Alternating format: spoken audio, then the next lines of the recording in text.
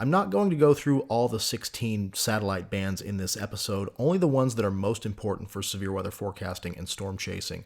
I'll be using the College of DuPage satellite and radar page for all of the satellite data in this video, but all of the bands will be available through really any source of satellite data that you choose. The first important band for storm chasing is band 2, which is the visible band. If you were an astronaut on the International Space Station looking down at Earth, what you would see with your eyes is basically what visible satellite imagery is. Now, there are actually two different bands of visible imagery. Band 1, which is the visible blue band, has a wavelength of 0.47 micrometers, which is located in the blue portion of the visible portion of the electromagnetic spectrum, hence the name visible blue. Band 2, which is the visible red band, has a 0.64 micrometer wavelength, which is located in the red portion of the spectrum. Whenever you're doing any kind of severe weather analysis, you want to be using band 2, which is the visible red band. Band 1 is good for looking for aerosols, smoke, etc., but clouds don't come through as robustly, as sharply as they do on band 2.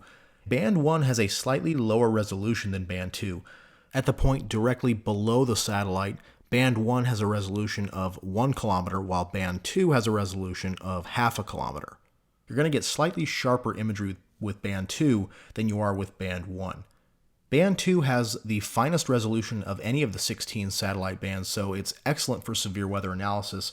And what you want to use visible imagery for is to locate clouds. You can look at where clouds are, how they're organized, what their movement is, and other behaviors. And because the resolution is so fine, we can see very small scale features that other bands just can't. For example, we can see things like overshooting tops, outflow boundaries, etc. So again, visible satellite imagery is best for identifying the locations of clouds and assessing their behavior. Safety is king. That's why these rules are not optional. Free ebook link in description. We can also differentiate the different altitudes of clouds in a visible satellite image, high level versus low level, and the different types of clouds in a satellite image, Cirrus versus Cumulus versus Stratus, etc. In this example, you can see the expansive layer of clouds on the right side of the screen. These are stratus clouds. Stratus clouds occur in layers. The clouds are usually pretty homogeneous within that entire layer, not much change over the entire layer. And stratus clouds are low-level clouds. In contrast, you see these wispy clouds coming in from the west. These are cirrus clouds. And cirrus clouds get their wispy appearance because they are made up of ice crystals. Because they reside at the highest levels of the atmosphere, so cirrus clouds are high-level clouds. Even further evidence that we can determine the altitudes of clouds using visible satellite imagery, you can see the cirrus clouds overspreading over the top of those lower-level clouds. So cirrus clouds, high-level clouds going over the top of low-level clouds. And then you see these puffy clouds at the bottom left of the image. Those are cumulus clouds. Cumulus clouds have that cauliflowery, puffy type appearance. And when those cumulus clouds, which are low-level clouds, grow within an unstable environment, they can become cumulonimbus clouds, or thunderheads. Of course, we're going to talk a lot more about the features of cumulonimbus clouds and what they mean for thunderstorm intensity starting in the next episode. But you can see all the different types of clouds that we can identify on a visible satellite image. Now, when the sun goes down in your area of interest, when it's dark out, visible satellite imagery is rendered useless. Just like if you were to turn the lights out in a room you can't see anymore, same thing with visible satellite imagery. So you cannot use visible satellite imagery at night, only during the day. The next important type of satellite imagery for severe weather analysis is long-wave infrared imagery. Long-wave imagery measures a quantity called brightness temperature, which is the measure of the intensity of electromagnetic energy coming from a source. In simple terms, long-wave imagery estimates the temperatures of the tops of the clouds. From that, we can use long-wave imagery to assess the intensity of storms. More intense storms tend to go higher up into the atmosphere. They tend to be taller. Taller storms have colder cloud tops. Therefore, the more intense the storm is, the colder its cloud tops are likely to be. Now, there are two different bands of long-wave infrared imagery that you can use.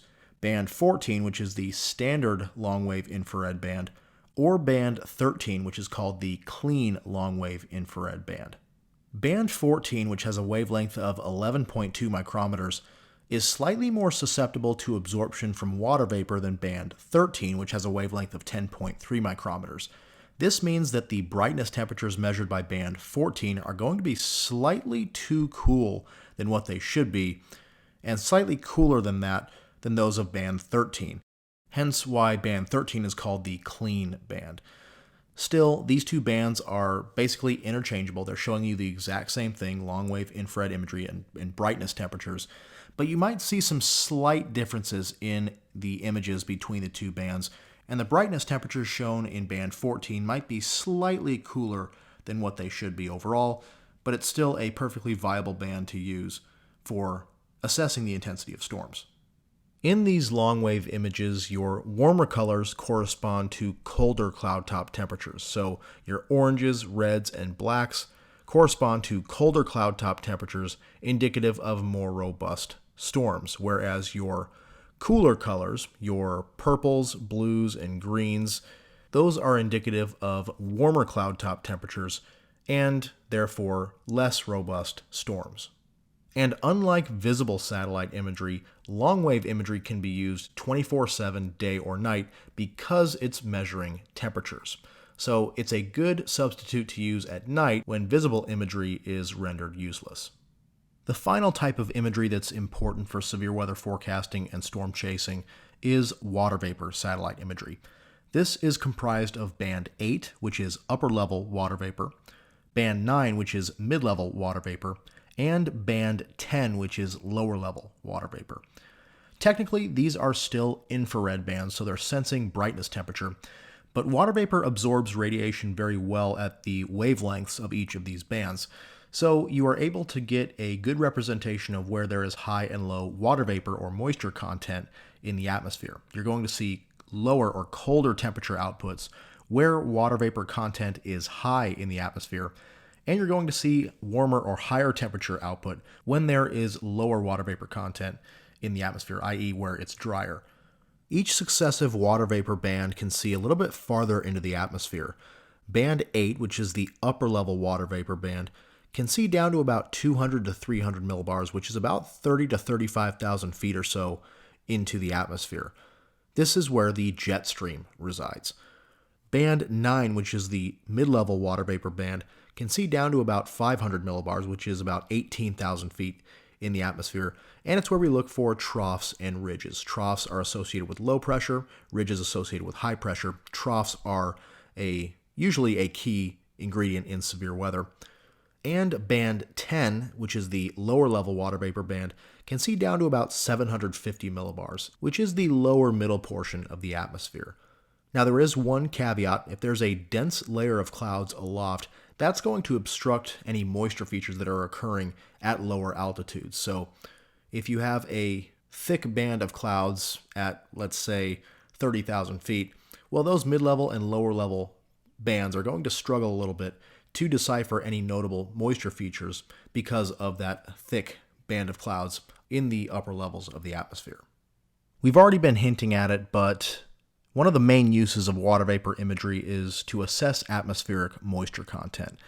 The whites and greens, and even the milky blues you see here, those are indicative of colder brightness temperatures and therefore higher moisture content.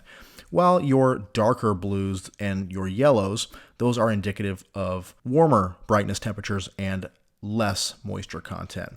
You'll often see the yellows and even some oranges more so on the mid-level and the lower level water vapor imagery. The oranges indicate very dry air in the lower portions of the atmosphere. Storm chasing is hard. Get expert help from a live coach. Discord community link in description. Another good use of water vapor imagery is to identify troughs and ridges.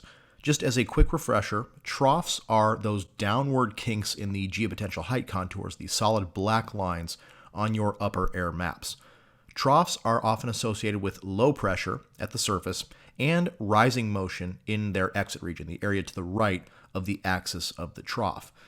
So troughs have a lot of the ingredients that we need for severe storm formation. Now you can mainly pick out troughs from your upper air maps, but sometimes they can be quite subtle. Sometimes there are things called shortwave troughs, which are very small scale troughs embedded within a larger trough or just embedded within a belt of zonal or west to east flow. And these can be little extra foci for severe storm development. Sometimes they can be very subtle and they might be difficult to see on upper air maps, but because water vapor is such a good tracer of the mid and upper level winds, we can identify shortwave troughs perhaps a little bit better sometimes by using water vapor satellite imagery, particularly the upper level or the mid-level water vapor bands, band 8 or band 9. So using band 8 here, let's look at this example. So you can see the movement in the milky white and green areas, which of course are your areas of higher moisture content. Those are going to be indicative of troughs and ridges. So we can see one up here in the northern US into southern Canada. You see the counterclockwise rotation of that kind of milky white area and that little band of darker colors there, indicative of drier air. That is a trough. So we can identify that there's a trough right there in the northern plains, upper Midwest into southern Canada. We can also see this big swirl out here over the Atlantic, big counterclockwise swirl there, likely a large trough out here as well. Now, looking here in the southeast, you see the greens here, which are indicative of thunderstorm activity. Those are kind of spinning in a clockwise direction, which is indicative of a high pressure ridge that is in place across the southeast. Same thing here in the western US. You see the milky whites here kind of spinning in a subtly clockwise manner. That can tell us that there is also a ridge here across the desert southwest. Now, one thing here to note is to the south of this ridge, notice this little swirl, little band of darker colors here, and you can see a little bit of subtle counterclockwise curvature in the milky whites there. So that is a little bit of a shortwave trough that is located there just to the south of the southwest ridge. And so let's see how we've done. So I'm going to mark our troughs and ridges here. So here is a trough out here in the Atlantic. I'll mark these as L for low pressure areas. Then we have a ridge of high pressure out here across the southeast into the Gulf, high pressure ridge out here across the western US, and a little bit of a trough down here, maybe just on the southern side of the ridge, could be a little bit of a trough kind of pushing into the ridge here. So that might look more like this. Just a little bit of a trough there. That could be what we call an inverted trough, which is an area that is like a trough. There's counterclockwise spin, but the winds are going from east to west instead of what is typical in a normal trough from west to east. So I'll mark that as a little bit of a trough right there on the southern side of the ridge. So let's go ahead and put on our 500 millibar winds and height contours here and see how we've done. So I'm going to pause it. And you can see that we've done pretty well here. The trough here across the northern plains, you can see those height contours there, pretty well-defined trough in those red lines there. Those are your geopotential height contours that will indicate the trough. So definitely a clear trough there across the northern US into southern Canada. We see the counterclockwise flow out here. The lines get cut off in the Atlantic here, but you can see that there's a nice counterclockwise flow around that big swirl in the Atlantic. So we've identified that trough there. A little bit of a ridge of high pressure as well, upward kink in the height contours there, with clockwise flow around it across the eastern, kind of southeastern quadrant of the U.S., and then a big ridge of high pressure here over the western U.S. You see the clockwise flow as well, with the closed height contour there over California into Arizona and Nevada. So big ridge there. And we do see a little bit of a disturbance there where we had marked it, a little bit of what we call an inverted trough on the southern side of the ridge. You see the height contour there. I'll take the R labels off, and you can see a little bit of that. So you can see there's still some counterclockwise spin there, even though it is within the ridge of high pressure. So it's basically a trough that's been flipped upside down, and that does also act as a trough would act. Just the winds are going from east to west instead of west to east. So that shows you that you can use water vapor imagery to identify the trough ridge pattern pretty well. And for example, this one here, this is pretty subtle. I'll go to our 500 millibar map on the SPC mesoanalysis page. If you were to look at just this map here, you might miss this little trough, this inverted trough out here on the south side of that western U.S. ridge. If you were to just take a quick look at this, you might not even see that. You can see a little bit of a kink there, an upward kink in the winds there, but it's very difficult to see. But you can see how the water vapor imagery makes it pretty easy to see in that very well-defined swirl there to the south of that western U.S. ridge. So water vapor imagery is a very good tool when you are making a forecast, usually the morning of your severe weather event.